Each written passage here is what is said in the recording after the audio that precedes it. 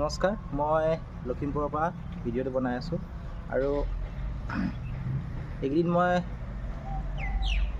দেখি আছোঁ যে অসমত কি চলি আছে, কিমান বেয়া পৰিস্থিতি হৈছিলে।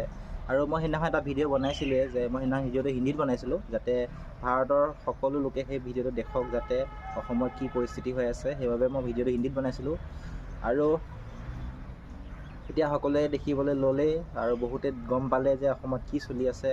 আৰু মানে ক'বলৈ ভাষা নাই যে শিৱসাগৰ, ডিব্ৰুগড়, যোৰহাট বা তিনিচুকীয়া সেই ঠাইত কি হৈছে মানে ক'বলৈ ভাষা নাই। মানে মানুহ কেনেদৰে বাচিছে মানে তেওঁলোকেহে জানিব। আৰু মানে কেনেকুৱা পৰিস্থিতি ভাবিছা, ঘৰৰ ওপৰলৈকে যেতিয়া পানী হয় তেনে ক্ষেত্ৰত এজন মানুহ বাচি থাকিবলৈ কিমান কষ্ট কৰিব লগা হৈছিলে ভাবি চাওক। তেতিয়াহ'লে আমিতো ইয়াত আছোঁ, আমাৰ ইয়াত পানী চানী নাই, ক'বলৈ তেনেকুৱা নাই বাৰু, কিন্তু যোনে এইবিলাক পাইছে সেই তেওঁলোকে বুজি পাইছে যে কিমান কষ্ট হৈছে।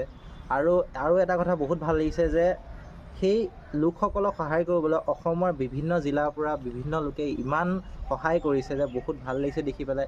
এটা কথা বুজি পালোঁ যে অসমৰ যদি কোনোবা ঠাইত কিবা প্ৰব্লেম হয় বা সমস্যা হয় তেন্তে অসমৰ সকলো লোকে সহায় কৰিবলৈ তাৰ আগবাঢ়ি যাব। সেইটো দেখি ভাল লাগিলে। আৰু অসমৰ এনেকুৱা ঠাই নাই য'ৰ পৰা কোনো লোকে সহায় কৰা নাই। কোনোবাই পইচা দিছে, কোনোবাই বস্তু লৈ গৈছে, যোনে যেনেকৈ পাৰে তেনেকৈ দিছে, কোনোবাই বেছিকৈ দিছে, কোনোবাই কমকৈ দিছে, সেইটো মেটাৰ নকৰে, কিন্তু দিছে যে সেইটো বহুত ভাল লাগিছে। আৰু আমাৰ এই ঠাইৰ পৰা, আমাৰ হাৰমতি বুলি কয় ঠাইখন, তো আমাৰ এই ঠাইৰ পৰাই বহুতো লোকে মানে কমচে কম হ'লেও 15-20খনমান গাড়ী আমাৰ ইয়াৰ পৰাই গৈছে সাহাৰ্য লৈ পেলাই।